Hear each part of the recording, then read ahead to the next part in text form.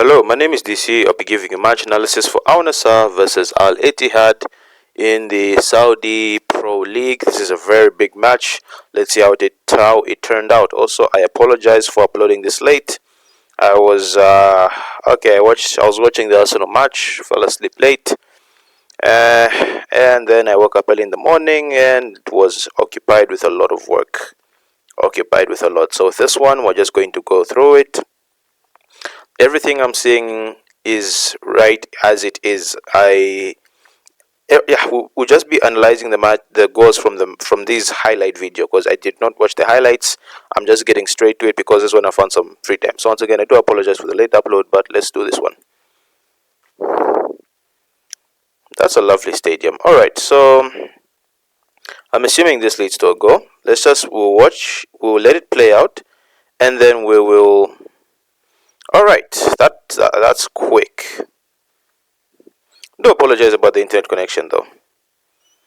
Alright, so this is a Al Nassr free kick. Nothing much here except I don't think there's supposed to be a lot of people here. I think if one could push on, because already maybe you've seen they're too close to each other. So basically it means if he comes here, he goes there, he goes there. This gap reduces. Maybe let me just remove some of that. So if he tells his teammate to move, he moves here, then he moves there. So it reduces the gap that's here. Because already this is a very big gap that's forming, and it's from a throw-in. And if it's a throw-in, there's no such thing as an offside from a throw-in, so you have to deal with that. Let's let it play through again. Once again, that space that I talked about is exploited because this guy is just too close to the touchline. There's no need for him to be here. These two more especially, they're too close to each other. If one was to push forward and then he pushes the other one forward and then they close that gap. Unfortunately, they do not do so. It's a terrible clearance, or rather it go for a throw-in, and that's money.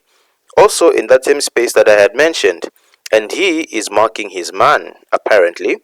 At least what you could do is you run here, you force money to make the pass, and then if possible you try and run back so that if the ball did reach to him, you tackle. Unfortunately, that doesn't happen at all. Another like with money is how quick he takes this. See, one touch, boom, goal. Now, I don't know if that was a deflected strike because the goalkeeper's movements have put me off a bit. Yeah, but that's why. He flicks it. He flicks the ball. Just take it out for another throw-in, have your team reset, and then, you get to it. But this gap here, it's too much. This is just too much. He could move a bit more forward. He is seeing this space. He's seeing Mane is unmarked. Just run for the sake of it. Just to fill up that gap. It just be temporary because I'm assuming this is an attacking player. But just temporary. Just for the sake of closing down the space. And then look at how he's been taken afar by a player that doesn't have the ball. I understand he's marking his man. But this is exactly why Marcelo Bielsa's Leeds could not be... That type of tactics he was using were not sustainable in the Premier League because it was easy to draw people out. He's been drawn out, and the funny thing is that at no point did it look like the ball reached to him. So, yeah, it's just an unfortunate thing. But this from Mane, he takes a touch. What I do like is the hustle, how hard he tries to run back, but I do wish he just took it out for a throw-in. And yeah, it's a good strike. That was close. That's a really good header. It's almost like a chip to the goalkeeper because he can jump. He doesn't expect the header to be that good. This is excellent movement. Excellent movement. Wonderful. Alright, so let's go through that. We analyze that also. Alright, so what Mane does, he plays the ball there. And what I do like is that not only does he play it, but he also makes the run in behind. That's the most important part here. He passes, and not only does he avoid going in front of the defender, he moves in behind him. So if he was moving in front of the defender would be more, more willing because, you're seeing someone and then you just can't let that person pass easily. But since he's moving behind him, I don't know why, but the defender just lets him go way too easily. See, just like that. Just like that, he's just bypassed him. And then it's the fact that I don't know if this is a high line, I don't know what happens here, but yeah, these two, maybe they spread out just a bit just to try and cover Mane's run. And this is not, I don't think this is like some other teams to try and play an offside trap, but just wouldn't work. Now with it now, this is also a lovely ball. He plays it into Mane. Here, Mane does a lovely skill, takes a little touch, almost about to fall down. I like how he immediately pressures him. And then the problem is, if you go to pressure the ball, you have to get it. Because if you don't get the ball, deflect it, or just do anything to prevent that ball arriving, you leave this massive space here. And unfortunately enough, the Al Nassr player exploits this space excellently. That's a lovely ball by Mane, and that's a good goal. Once again, he was almost there to make the tackle. That's great. Because even though they know that they're going to concede, at least there's a really good effort there to, get the ball. Look at that. Simple. And the funny thing is how he is running freely there. He is jogging. The guy that was let me just let that load. The guy that was somewhere here is just walking. He's supposed to be running. It's near your goal. Because if you don't run, he ran, he left the space, and I like how he, both of them tried to close him down. Unfortunately, they don't, and it's a good strike. Here we have the big man Ronaldo, plays it into his teammate. Woof! That's a good save with the keeper's feet. And it's how nonchalantly he does that too. It's almost like, oh, the boy's about to pass me. Alright, so Ronaldo is running in between these two players. He's slightly behind them, but Now, at this point, these guys have the ability for one to go and one to move a bit further back just in case one gets beaten. But none of them do that. Both of them go behind. Both of them go behind. So I don't really understand why they do that, because they give Ronaldo the space he will require to play that ball. And then he plays a really good ball. I like how he's able to shield him off. Look at this, they're still tracking back. One person is supposed to engage, but what they do is that they force the player into making a very difficult shot, and the keeper helps them out too.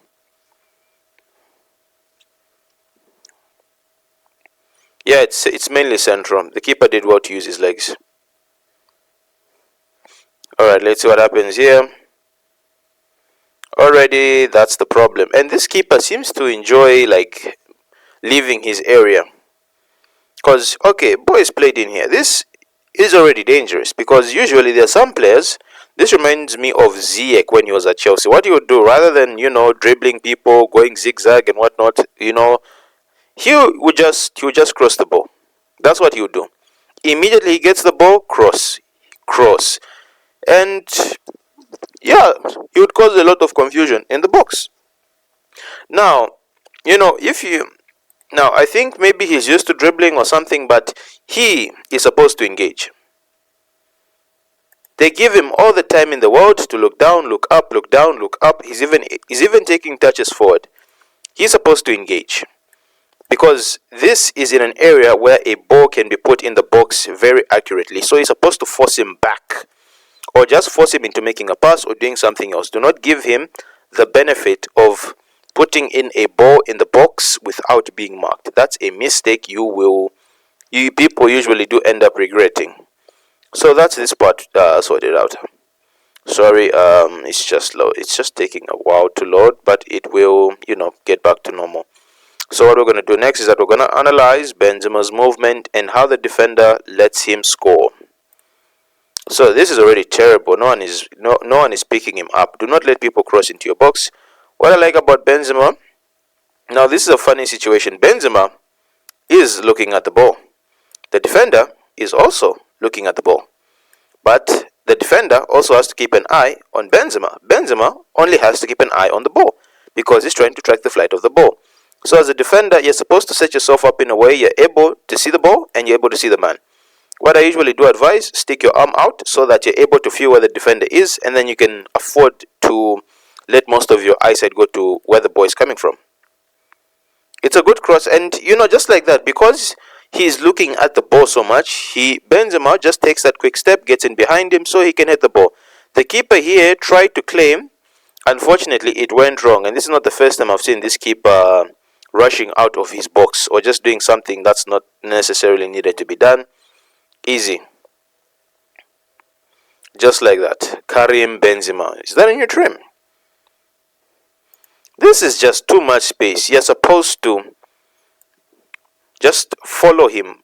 It's so frustrating watching this. If someone is in a position where they can cross a ball into your box, just follow him. Now, this is what I'm saying. He has no eyes on Benzema. You can even see it from here. Benzema has eyes on the ball. Benzema can afford to keep his eyes on the ball and not on the defender. The defender cannot afford to keep his eyes. The defender cannot afford to just keep his eyes on the ball. One here, one there. Or if possible, grab his shirt or just touch. Just get just stick your arm out wide. If Benzema is touching you, you're close enough. I mean, if you can feel Benzema, you're close enough. If you can't feel him, just know that you're in trouble. And he just runs in behind the defender once again. This is so frustrating. I mean, look at that. His eyes are still on the ball. And that's an easy header for Benzema, but better defending is needed. The keeper also should not have gone that far back. Oh, let's let this play out, sorry. That's a really good move. That's a really good goal. That's a everything here is very, very good. Everything is very, very good. Alright, so Benzema here has the ball. What they've done is that these two are very smart. He's pushing the defender here because he's dragging him here. He is dragging him here. I think that's Kante. I think that's Kante. Yes, Kante wears number 7.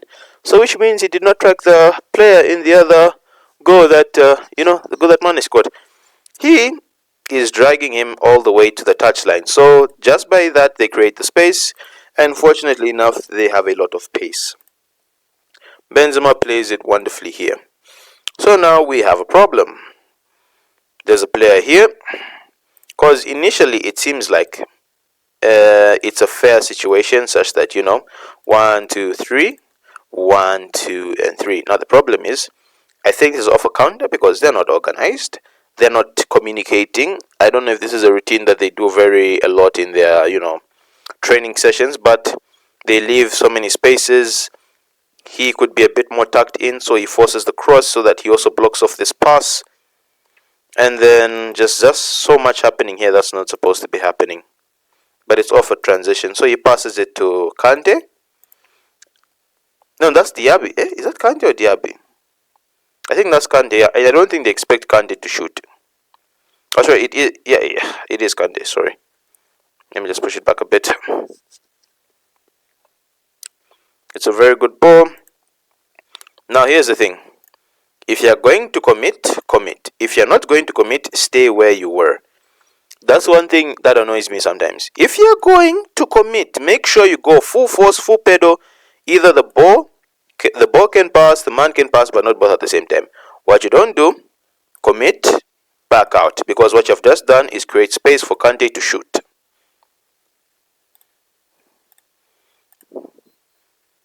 You have created a lot of space for him to shoot. He takes a touch, boom. And the defender there that just takes out a leg. I do feel he could have slide tackled. I really do feel he could have done that. Because look at this. And yeah, because of that move, I do feel he could have slide tackled, but yeah, whatever. That's a really good strike by Kante. Look at that. Lovely. Okay. Oh no. Cross in the box. Do not let people cross, especially when you're in extra time. Don't you ever do that. Free cross in the box. If you look at this is the 93rd minute. I'm surprised there are not more people in the box. Benzema once again, he's gotten ahead of his defender. He is supposedly following him. At this point, stick your arm out and then just avoid him getting past you that without you noticing.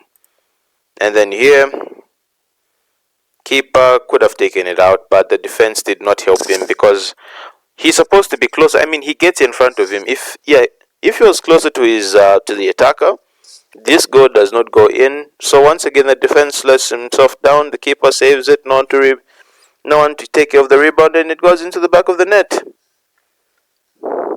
He is feeling really good after that goal. He is feeling excited.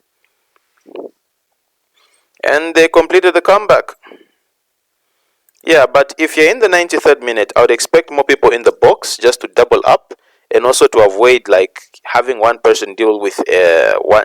Have maybe they're supposed to have more people, so that more defenders, so that they can tackle. So that maybe two defenders can take on one man, because I think it's very unlikely for a man to jump in between two defenders and get the ball. Yeah, but there's only so much the keeper could have done. But this from Benzema, just that it distracts him. Lovely. Ooh. Ooh. Alright, so I think somewhere here there was a red card. Unfortunately, they don't show exactly what happens. Otherwise, a very exciting match. Very exciting match between Al Nassr and Al Ittihad. Very good comeback. Very exciting match. Lots of good talking points. Otherwise, don't forget to like, share, and subscribe. And I'll see you in the next one.